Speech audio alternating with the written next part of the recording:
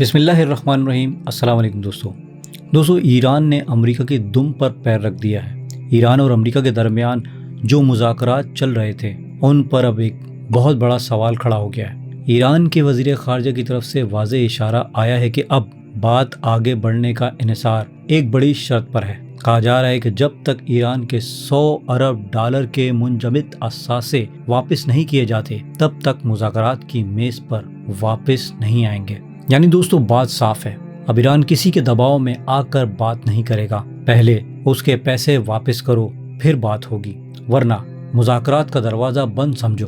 دوستو یہی وہ مقام ہے جہاں سے امریکہ کے لیے مشکلات اور بھی بڑھتی جا رہی ہیں۔ دراصل ایران امریکہ کے لیے ایک ایسا دلدل بن چکا ہے جس میں امریکہ مسلسل دھستا چلا جا رہا ہے۔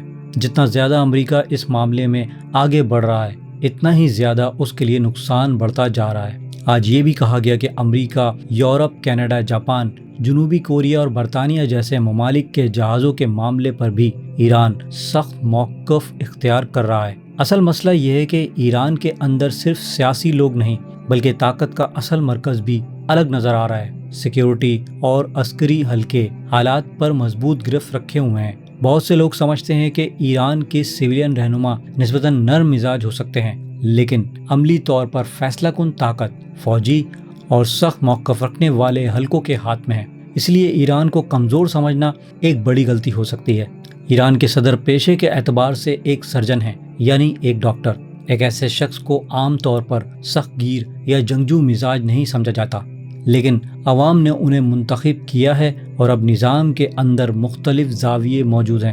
ایک طرف نرم سیاسی انداز ہے، دوسری طرف سخت اور دو ٹوک موقف، اور اسی کشمکش میں ایران نے امریکہ کے سامنے اپنی شرائط اور زیادہ واضح کر دی ہیں۔ یہی وجہ ہے کہ ٹرمپ تیزی سے رد عمل دے رہے ہیں۔ وہ عموماً پہلے ڈیڈ لائن دیتے ہیں پھر خود ہی اسے بڑھا دیتے ہیں، لیکن اس بار مسئلہ بڑا ہے۔ اب ایران نے $100 ارب کی واپسی کی شرط رکھ دی ہے، اور یہی وہ نقطہ ہے جس نے پوری صورتحال کو مزید پیچیدہ بنا دیا ہے۔ دوستو یاد رکھیے، یہ $100 ارب خیرات میں نہیں مانگے جا رہے، یہ ایران کے اپنے اثاثے ہیں جو یا تو منجمد کیے گئے ہیں یا کسی مالی تنازع کی وجہ سے روک دیے گئے۔ ایران کا موقف ہے کہ پہلے ہمارا حق واپس کرو پھر بات چیت ہوگی، ورنہ اب مذاکرات کی کوئی گنجائش نہیں۔ اصل میں امریکہ کو اسی جنگ کے اندر کھینچا جا رہا ہے۔ ٹرمپ شاید یہ جنگ چند دن سے زیادہ نہیں چاہتے تھے، مگر اب معاملہ لمبا ہوتا جا رہا ہے، اور جوں جنگ طول پکڑ رہی ہے ویسے ویسے امریکہ پر دباؤ بڑھتا جا رہا ہے۔ اوپر سے امریکہ میں مڈ ٹرم انتخابات بھی قریب ہیں، اور ایسے وقت میں اندرونی سیاسی دباؤ مزید خطرناک ہوتا جا رہا ہے۔ امریکہ کے لیے اب سب سے بڑا بحران یہ بن گیا ہے کہ اب اسے اپنے نیشنل گارڈز تک تعینات کرنے پڑ رہے ہیں۔ یعنی اندرونی سطح پر حالات اتنے خراب ہوتے جا رہے ہیں کہ سڑکوں پر احتجاج اور بے چینی کو قابو میں رکھنے کے لیے فوجی نوعیت کی تیاریاں کی جا رہی ہیں۔ اس کا مطلب یہ ہے کہ امریکہ کے اندر بھی امن و استحکام برقرار رکھنا اب آسان نہیں رہا۔ جنگ جتنی لمبی ہو رہی ہے اتنا ہی امریکہ کو نقصان بڑھ رہا ہے۔ اس کے میزائل، دفاعی نظام، جنگی اخراجات، سب کچھ دباؤ میں آ رہا ہے۔ امریکی معیشت پہلے ہی کمزوری کی طرف جا رہی ہے، اور بڑی بڑی کمپنیاں اور ادارے دیوالیہ پن کی طرف بڑھ رہے ہیں۔ اس لیے وہاں اب صرف جنگ کی نہیں بلکہ ایک اندرونی انتشار بھی پیدا ہو رہا ہے۔ امریکہ کی پرانی پالیسی تھی مارو، لڑو اور چھین لو۔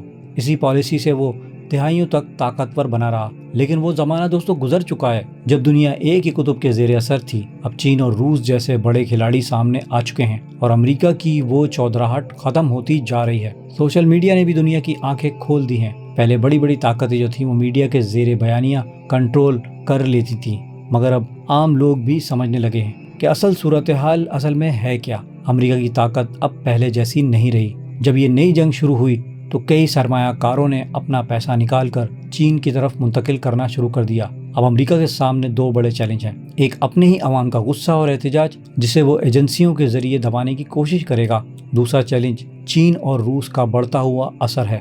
امریکہ کمزور ہو رہا ہے اور اس کے مخالف مضبوط ہو رہے ہیں۔ ٹرمپ کہتے تھے کہ آئی فون وغیرہ امریکہ میں بننے چاہیے، لیکن سوال یہ ہے کہ کیا واقعی یہ ممکن ہے؟ جب عالمی معیشت، سپلائی چین اور صنعتی ڈھانچہ کسی اور سمت جا چکا ہو تو ایسے دعوے صرف نعرے ہی رہ جاتے ہیں۔ اسی طرح چین اور روس ایران جیسے اتحادیوں کے ذریعے امریکہ پر دباؤ بڑھا رہا ہے۔ ایک اور بڑا مسئلہ ڈالر کی بالادستی ہے، اور دوستوں میں آپ کو بتا دوں کہ خلیجی ممالک بھی یہ کہہ چکے ہیں کہ اگر ڈالر کے بحران کا حل نہ نکالا گیا تو وہ دوسری کرنسیوں کی طرف جا سکتے ہیں، حتیٰ کہ یوان کا ذکر بھی سامنے آ رہا ہے۔ اس کا مطلب یہ ہے کہ عالمی مالیاتی نظام میں امریکہ کی گرفت کمزور ہو رہی ہے۔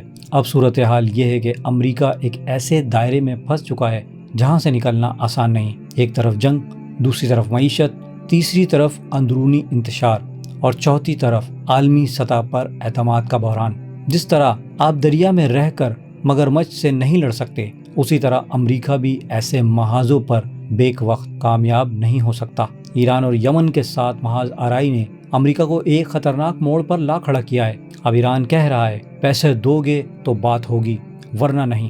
یہ وہ مقام ہے جہاں امریکہ کے لیے آگے کنواں اور پیچھے کھائی۔ جنگ لمبی ہو چکی ہے اور اب امریکہ پہلے جیسا مضبوط نہیں رہا۔ یہ بھی سوچنے کی بات ہے کہ جو ملک 1500 ارب ڈالر کے دفاعی بجٹ کا دعویٰ کرتا ہو، یعنی 1.5 ٹریلین ڈالر، اور وہ ایک ایسے ملک کو سنبھال نہیں پا رہا جس کی معیشت اس کے مقابلے میں بہت چھوٹی ہے۔ یہ وہی سوال ہے جو امریکہ کے زوال کی طرف اشارہ کرتا ہے، اور جب کسی بڑی طاقت کا زوال شروع ہوتا ہے تو پھر وہ آہستہ آہستہ اندر سے کھوکھلی ہوتی چلی جاتی ہے۔ اب امریکہ کے اندر بھی مہنگائی سے تنگ عوام جو ہے وہ سڑکوں پر آ سکتے ہیں، پھر طاقت کے ذریعے انہیں دبانے کی کوشش کی جائے گی۔ لیکن تاریخ بتاتی ہے کہ جب کوئی قوم یا سپر پاور اپنے ظلم، اپنی زیادتی اور اپنی پالیسیوں کے بوجھ تلے آ جاتی ہیں تو پھر اس کا انجام بڑا سخت ہوتا ہے اور وہ اس کے زوال کی کہانی لکھتا ہے۔ آج جو کچھ امریکہ کے ساتھ ہو رہا ہے وہی بڑی طاقتوں کے زوال کی کلاسیکی مثال بن سکتا ہے۔ اس کی اتحادی قوتیں ایک ایک کر کے اس سے دور ہو رہی ہیں۔ یورپ بھی فاصلہ بنا رہا ہے، نیٹو بھی پہلی جیسی یکجہتی نہیں دکھا رہا، اور کئی ممالک امریکہ کے فیصلوں پر اعتماد کم کرتے جا رہے ہیں۔ یعنی دوستو، تاریخ جو ہے وہ اپنے آپ کو بدل رہی ہے۔ جو قومیں دنیا پر ظلم کرتی ہیں ان سے حساب بھی لیا جاتا ہے، اور جب حساب شروع ہو جائے تو بڑی سے بڑی طاقت جو ہے وہ پھر بچ نہیں پاتی۔ امریکہ بھی اسی انجام کی طرف بڑھتا دکھائی دے رہا ہے، اور اسرائیل بھی اپنے انجام سے نہیں بچ سکتا۔ اس ویڈیو کو لائک اور شیئر کرنا نہ بھولیے گا، اور مزید ایسی ویڈیوز کے لیے میرے اس چینل کو سبسکرائب کر لیجئے۔ اب میں ملوں گا آپ کو ایک ایسی ہی انفارمیٹیو ویڈیو کے ساتھ۔ تب تک کے لیے اللہ حافظ۔